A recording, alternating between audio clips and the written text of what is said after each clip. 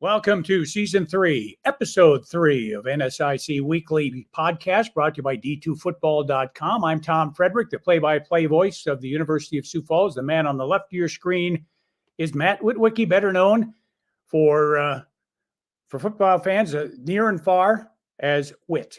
He's the guy who writes the NSIC column, or follows the NSIC beat, if you will, for D2Football.com. Well, Witt, I hit the road last weekend for the second straight weekend of the 2024 season. You were ensconced in that man cave of yours, your humble abode, crouched over your laptop when you weren't viewing multiple games on that multi-TV setup you have. Well, I don't like to travel as much as I used to. I think I got the better end of the deal this weekend. It was a beautiful day. It was a beautiful venue, and my team picked up a nice road victory. You didn't even see the sun on Saturday, I bet. That's a fair point. I was helping keep our scoreboard updated on our website, and had quite a few games I was kind of keeping track of. And then at the same time, it was kind of nice because I got a chance to watch different leagues and stuff like that, the MIAA earlier in the day, and then the Northern Sun later in the day. So I enjoyed it quite a bit. Kind of getting to that age where making heavy duty road trips like Pitt State and Northwest and everything else, and on the road like that, that's an every few weeks type of thing, not a all the time thing for me anymore. So you bring up a fair point. Wait till you get 15 more years on you, buddy. The road is weary. It wears on a fella, and there's no doubt about that. Well, people are always trying to keep up, Tom, with what you're up to. If it's not shooting free throws, then sometimes it's walking the neighborhood, figuring out your lineup chart. So for those who haven't seen this show much in the past, this is kind of a ritual of yours. Tell some of our viewers a little bit about your walk Monday and what'd you learn. What I learned was the 2 deep for the University of Mary, this week's University of Sioux Falls opponent. You get the information from the opponent. I like to get it ahead of time. I may pull it from their week 1 matchup with Augustana, as opposed to waiting to get the updated version come Monday afternoon. Put it together and type it up. And then I walk my neighborhood in about 45 minutes. I can memorize all their skill people, first and second units on offense, and the entire defensive unit, 22 guys, plus their special teams. And it just helps me when it comes to game time, have that information at the ready. I don't have to look down and take a look at the roster and say, 57 on the stop there, Lyndon Grossinger or whatever, I just have it at the ready, and it keeps my mind sharp, and I think that makes the broadcast flow quite nicely. Now, given the amount of white hair you have on your dome, are you having any trouble remembering these as you get older, or are you still feel like you're sharp? I still feel sharp as a tack, man.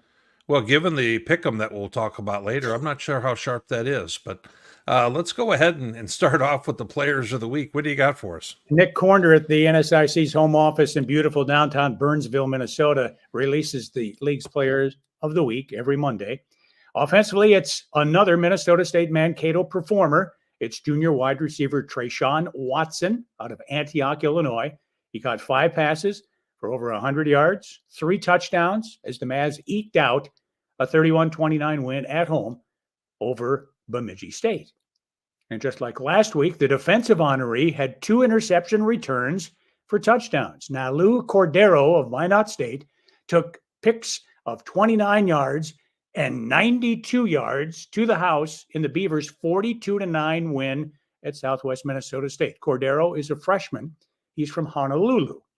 And the special teamer is Wayne State kicker Boston Hensley. He's a sophomore out of Council Bluffs, Iowa. He was 3 for 3 on field goals, the long 44 yards there. And he went 5 for 5 from placement as the Wildcats won handily at Moorhead 44-17. Those are your NSIC players of the week for week 2.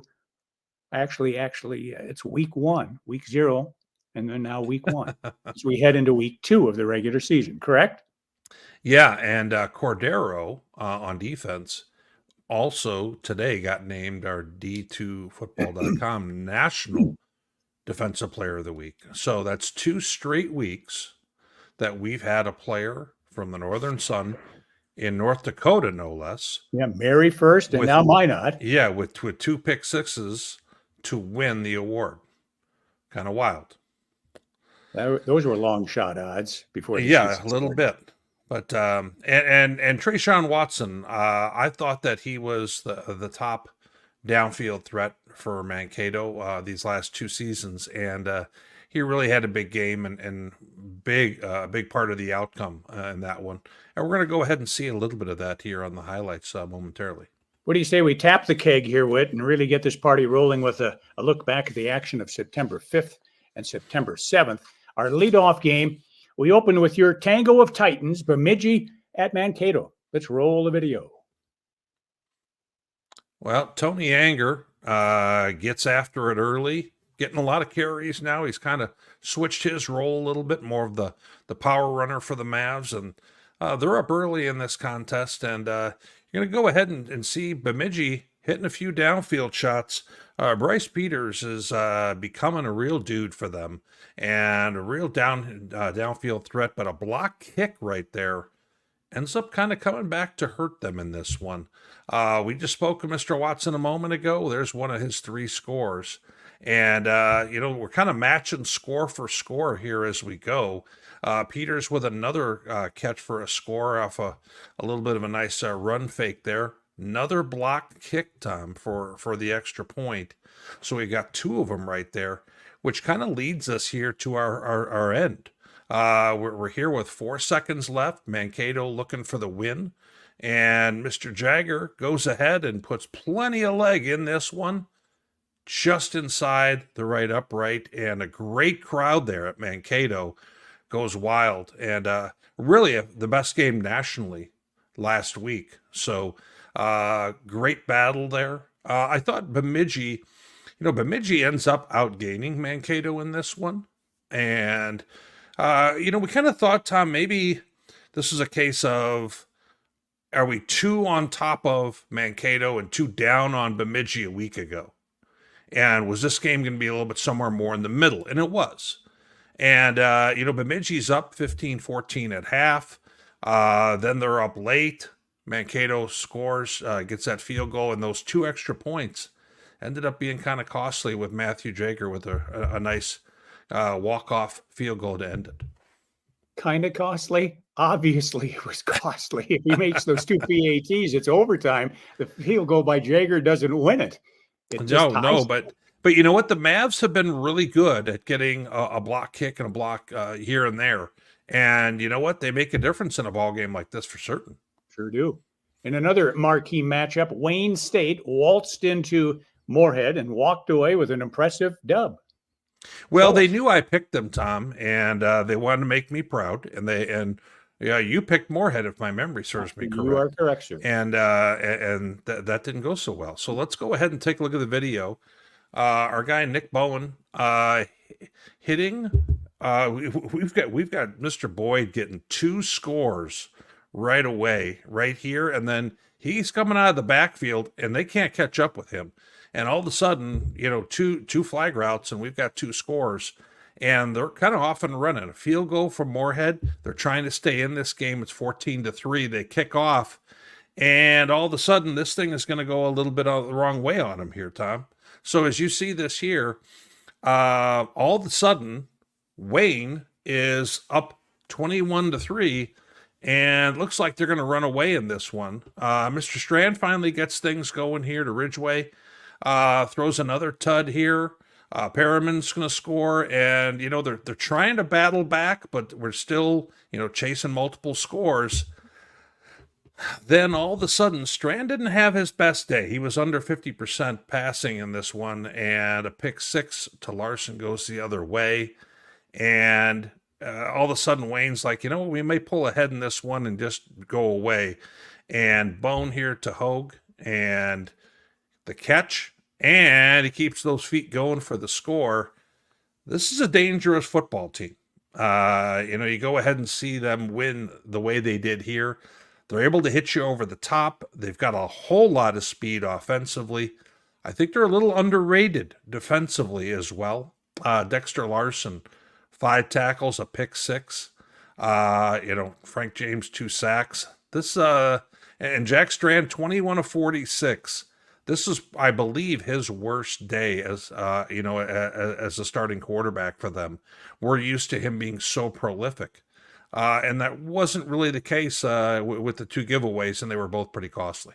Frank James with 2 sacks for Wayne State. How does brother Jesse do? See, All right, here we go with the old references. All the kids are going to have to look that one up, but don't worry, that's par for the course here, guys. Get your old references ready. Get the Google machine going. That's going way back. That's the old West there, Frank and Jesse James. Yes. Moving right along. 2023 NSIC champion Augustana opened defense of its crown with a convincing 35-13 win at the University of Mary. It looks like Coach OJ's found his quarterback wit. Newcomer Gunnar Hensley got things done with both his arm and his feet in relief of the veteran Thomas Colton. Yeah, Hensley came in, and undeniably there was a spark that he had. So he was, 14-18. They hit on some big plays, including a screen that they scored on. Epperson comes back. They kind of kept him from really having some big runs. I believe his longest was 11 yards on any given carry. The Augie defense, 6 sacks. That was key in this football game. Mary stuck around in this one. It was within reach at half. And then, Hensley did provide a bit of a spark, and they went off and kind of got loose in this one a bit. But, Augustana, that's never, making that trip to start the year is never an easy thing. And I thought they came out pretty good in the overall scheme of things. Saginaw Valley State of Michigan visited Winona State, spanked the Warriors to the tune of 38-14. The Great Lakes Intercollegiate Athletic Conference, the GLIAC, certainly got the better of the NSIC last Thursday night in that one. This when they played a year ago, Saginaw Valley got up 24-0 right away. And Winona kind of crawled back in that one, but it was still just Saginaw's football game. They are very good defensively, maybe have the best linebacking core in Division II. Some really athletic guys, some guys that are going to get looks at the next level. They had 3 sacks, they had some turnovers, and they were able to run the ball very effectively to the point where they got out in this one. And, on the other side, Winona still has to figure out their passing game. Cole Stenstrom had, 20 of 38 with 2 picks. That's not going to cut it in a game like this against a strong opponent like Saginaw. So we'll have to, I'm not willing to kind of pass too much judgment right now on Winona after just one game. But I kind of thought that maybe we were sleeping on them. And, a few more weeks, I may reconsider that yet. We'll see.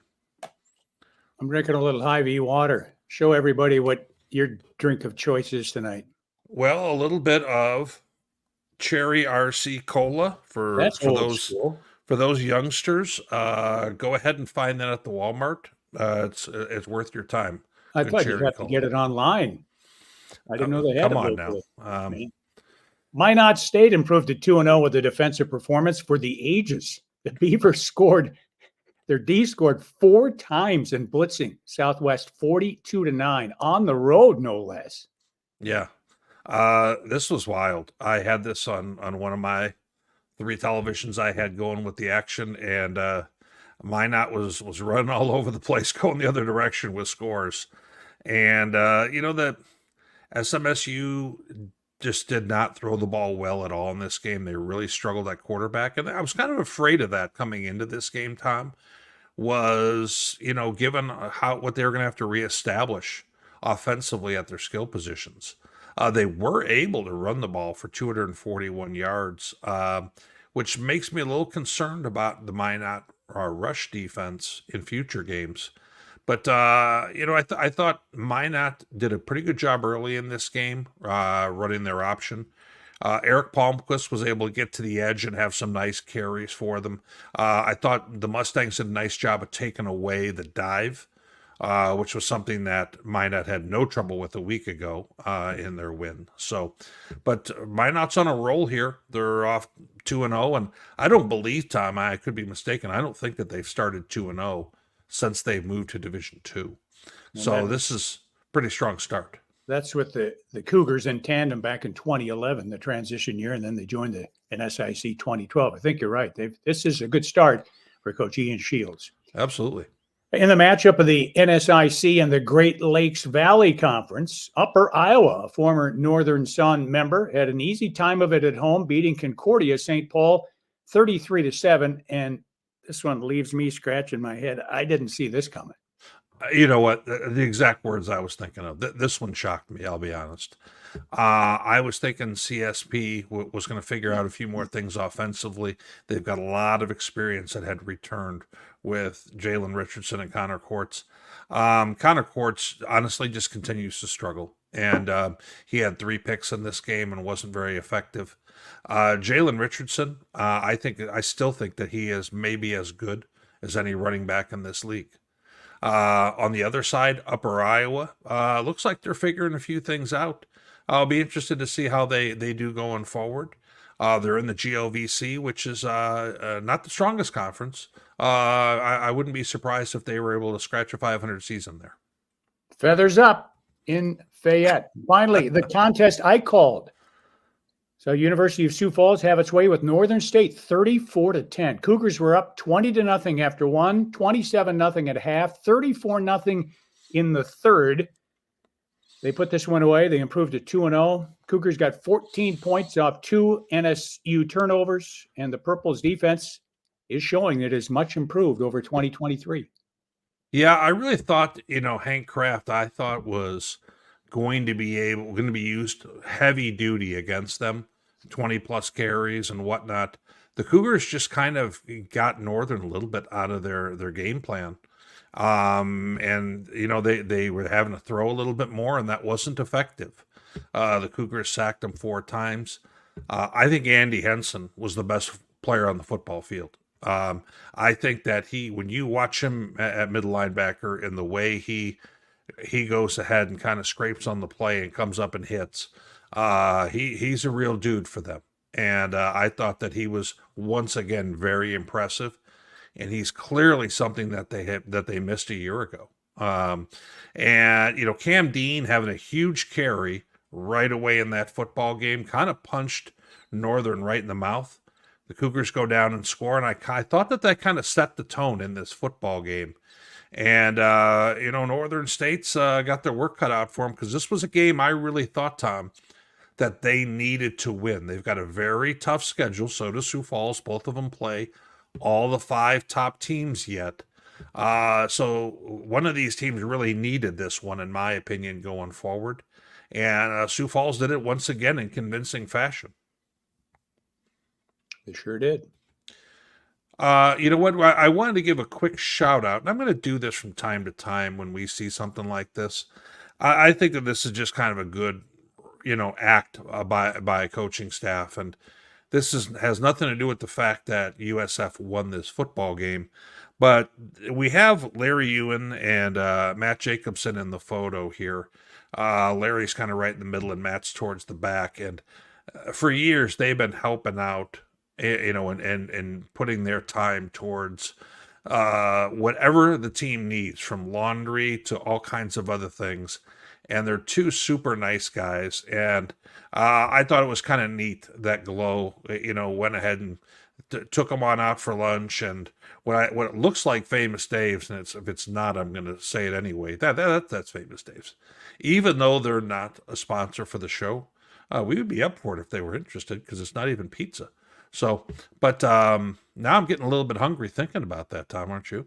That's the rest of Glow's coaching staff there, along with Larry and Matt. Yes, everyone else, that was going to be a complete mystery to everybody else, so who that was. So thank you for providing that. Speaking of getting hungry. Yeah, speaking of eating and food, we're once again delighted to have Boss's Pizza and Chicken as the exclusive sponsor of the NSIC Weekly Podcast. And you're right, my mouth is watering and my stomach is grumbling. Yes. Now, for me, right now, the option right in the middle of the page with Italian sausage and pepperoni with a little bit of cheddar cheese mixed in. Can you see that? That looks kind of yummy. For those who may have interest, we are here to make this opportunity happen. We need, Boss's Pizza is looking for some assistance here. They're looking to have a new franchisee, whether it's in Omaha, Springfield, Missouri, or Mankato. Come on, Mavs people. I know some of you are looking to run a Boss's Pizza in Mankato. If anyone goes ahead and steps up, first off, make sure where you heard about the opportunity in the first place. Second of all, Tom and I will definitely stop on out and make a cameo. Boy, if that doesn't make people really want to do this, I don't know what would, Tom. Moving right along. Moving right along. The weekly D2Football.com top 25 shows a bit of movement from last week and gives props to the NSIC. There are 4 league squads ranked this week. Yeah, and we've continued to move Mankato up in ours. Frankly, because of the accomplishments, they are the only team in the country who's beaten 2 ranked opponents so far this year. I mean, we're this early in the year, and they've got 2 wins under their belt: Northwest Missouri State in week 1, and then obviously Bemidji State. Now, we thought it was the right thing to do to keep Bemidji State in our top 25. We dropped them a little bit, but not very much when you're going to go battle toe-to-toe with Mankato on their field and outgain them. In my opinion, you need to make judgment calls where you're not going to all of a sudden drop a team out of the top 25 or anything like that the coaches poll did. Not to throw stones. I'm just saying. How about that coaches poll? Did you see who's receiving votes in that AFCA top 25? Yes, I saw that there was one of the coaches in the poll voted Minot State 25th. While I'm not ready to quite go there yet, it is a feather in their cap, and I saw the Cougars also received 2 votes. So I'm not there yet with them either. But you know what? The fact that they are getting that kind of respect has to make both programs feel good about the start to their season. All right. The next slide will show that you can look down your nose at me and the folks at Massey Computer. What happened to the RC Cola there? You're drinking water, man. I need to kind of change it up there a little bit. I'd appreciate it here if you'd be humble for a change. You can lord it over us here, but be humble. It's hard to be humble, I know. I doubled you up last week. Yeah, you took me to the woodshed for sure. Yeah. And Massey as well. I'm feeling, I'm not one to toot my horn. Yeah, right. But toot. Yeah, you play the flugelhorn better than anybody. All right, let's preview this week's contest, shall we? Beginning with my game. That's the USF home opener. The Cougars entertaining the University of Mary. The Massey line, Sioux Falls by 23. I've got USF earning its 3rd win, and that would equal last season's output. That's a tough number. I noticed you didn't mention anything about them covering, so I'm going to take that as a sneaky no. No, means a win is a win is a win. Okay, so you're going to confirm that. I think the Cougars win comfortably. I'm just not real sure what that number ends up being, but I think they're going to keep on rocking here. They can't take Mary for granted. Mary got a win already this year, and they bring back a lot of experience, a quarterback who can make plays. But I think the Cougars defense is much, much better, tackling much better, more physical. And I think they kind of take care of the day for them there. Yeah, Sioux Falls won last year 36-17 at Mary. That was a spread of 19. I don't know if they cover 23, but they will win. Southwest Minnesota State is at Bemidji State. The spread is Beavers by 28.5. And in my estimation, that is easily attainable. Yeah, Southwest quarterback situation has me concerned for them right now. It seems like it's a little undone. I think that they play defense well enough to stay in this football game. That 28.5 number feels a little high to me.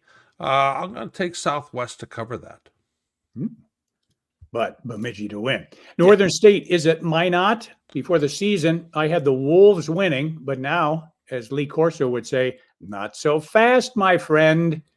NSU is 0-2. Minot is 2-0, receiving votes in the AFCA top 25. The computer says Northern by 5.5.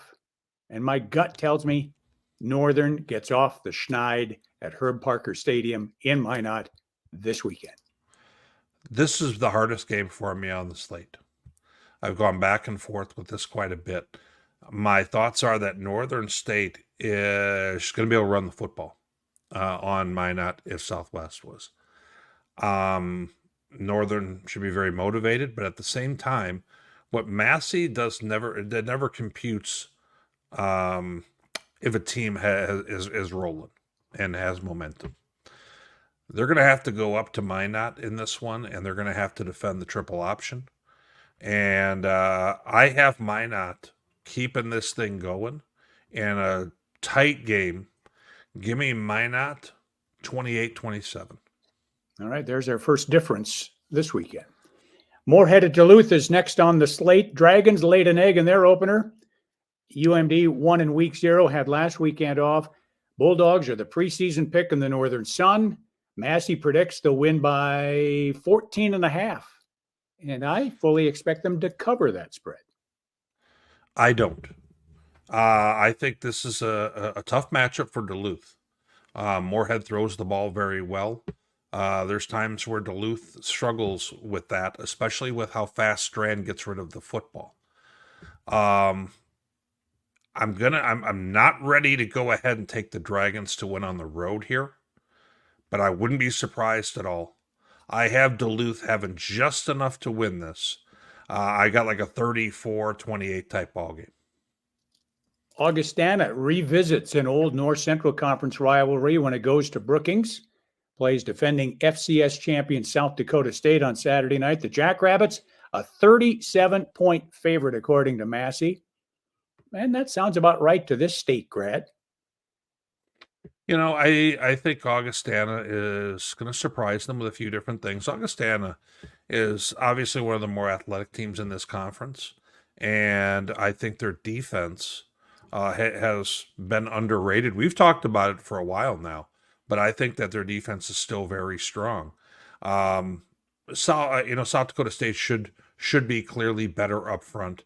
And that's my concern, is that Augustana is not going to protect the passer well enough. They gave up some sacks against Mary.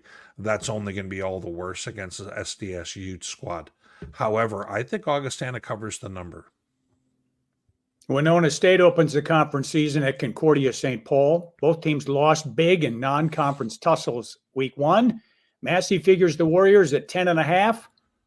I'm picking Winona State as well. Yeah, this is one where, boy, if we thought Winona State had a bad go of it last week, Concordia getting trounced by Upper Iowa, that's a little confusing for us. So I like Winona to bounce back here, but neither team has shown me much offensively, so that makes both of them very unpredictable. I like Winona winning this one. But I don't think it's terribly pretty. I think maybe they win by a score. And lastly, in Witt's feature attraction, the NSIC Game of the Week, 7th-ranked Mankato visits Wayne State down in Wayne, America. Both teams are 2-0. Massey has MSU as a 2.5-point favorite.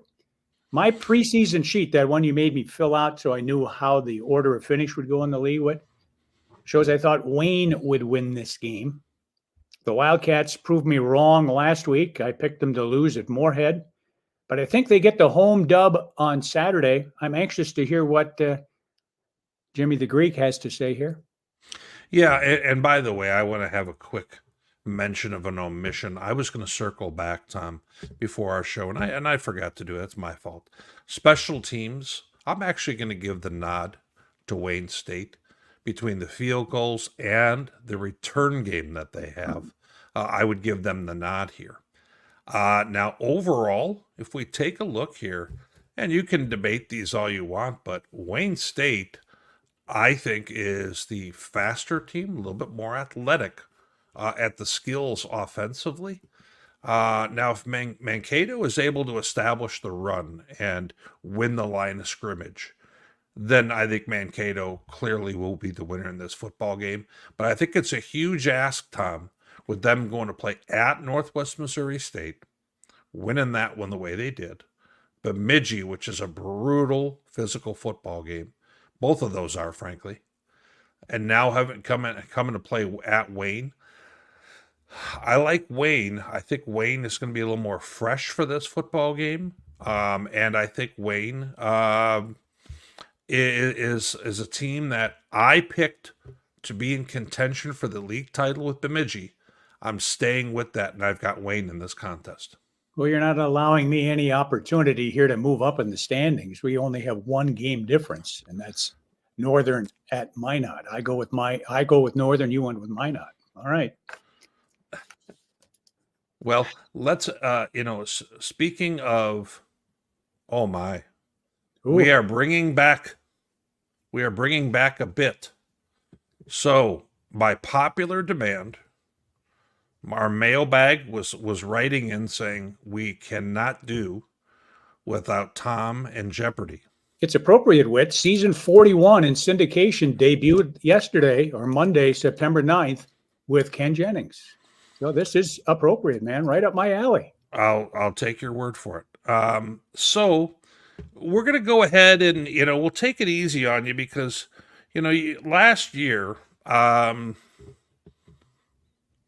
we probably did not do as well as expectations would have had. So we're going to put the ball on the tee for you, give you some easy ones to start off with, okay? Appreciate it. First question. Hands on buzzers. You ready? Yep. What team is the highest scoring squad after 2 games in the Northern Sun? What team is the highest scoring squad? NSIC after 2 games, it would be the Wayne State Wildcats. Wow, yes. So I assumed that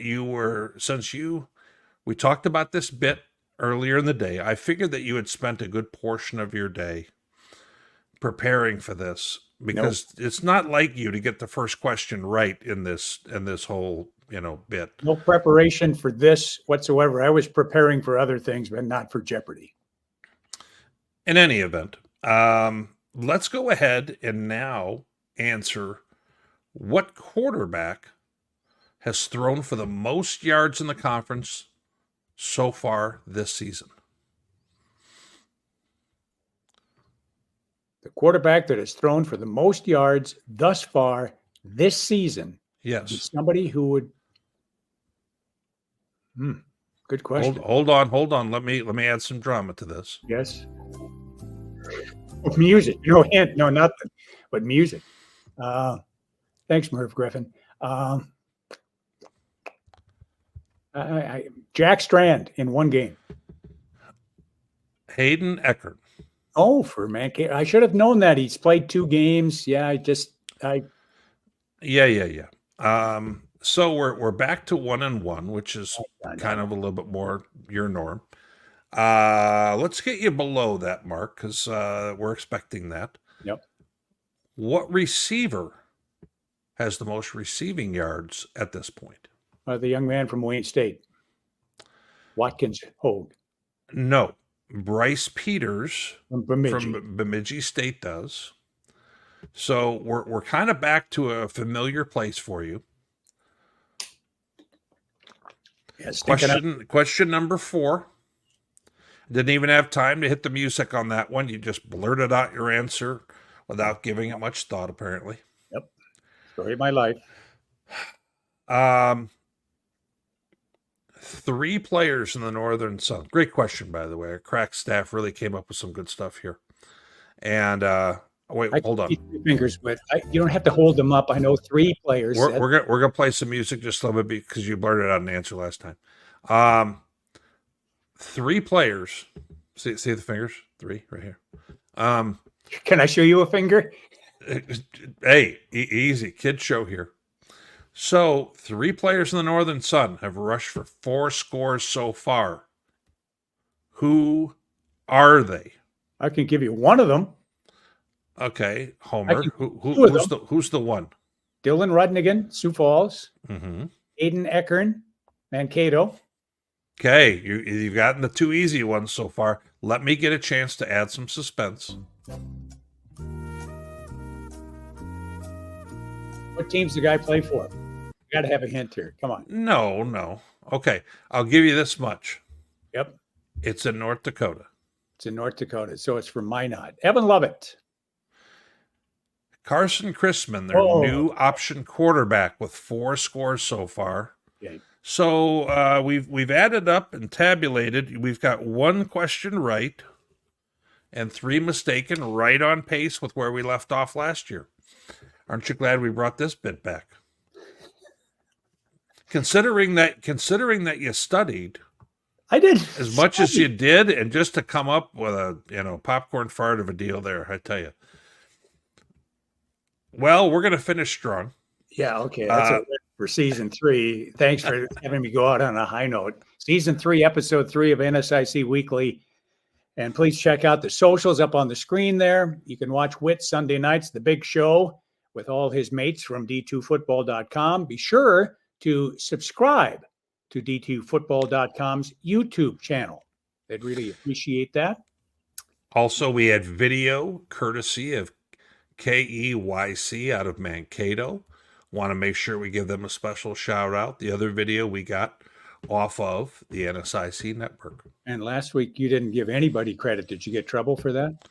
Did the I FCC don't recall. I do enough shows where I don't remember what I get credit for and what I don't. And I might not even remember doing this show for that matter. All right. Until next week, this is Tom. He's Matt. We're saying bye-bye, everybody. So long.